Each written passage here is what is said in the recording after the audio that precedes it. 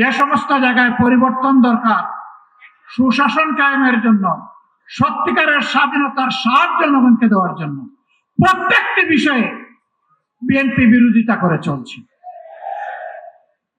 এটি জাতির সাথে সুস্পষ্ট প্রতারণা। তারা তাদের দেওয়া 31 দফা কর্মসূচি সংস্কারের, তাদের ইশতেহার, এটারও তারা বিরোধিতা করছে।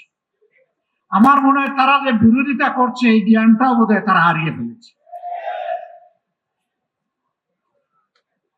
প্রিয় বিএনপি, ভুলে যাবেন না, এই জুলাই না হলে এই মায়েদের, এই বাবাদের, এই ভাইদের, এই বোনদের সন্তান, স্বামী, ভাই, বোন জীবন না দিলে আজকে ক্ষমতার ত্বক আপনারা এনজয় করতে পারতেন না। তক্তে বসে ভুলে গেছেন? আপনারা আগেই ভুলেছিলেন।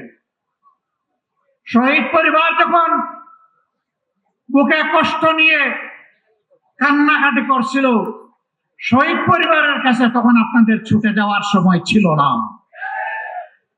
আপনারা 5 আগস্টের পর 7 আগস্ট পার্টি অফিসের সামনে দাঁড়িয়ে বললেন, আমাদেরকে নির্বাচন দাও, আমরা ক্ষমতায় বসতে চাই।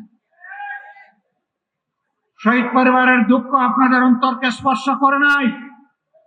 আহত পঙ্গুদের নিয়ে আপনাদের কোনো কর্মসূচি ভাবনা জাতি দেখে নাই। আপনারা এই বিপ্লবের বেনিফিশিয়ারি, যারা বিদেশে ছিলেন স্বদেশে আসার সুযোগ পেয়েছেন। এই বিপ্লব না হলে আপনারা বোধহয় কল্পনাও করতেন না দেশে ফিরে আসা।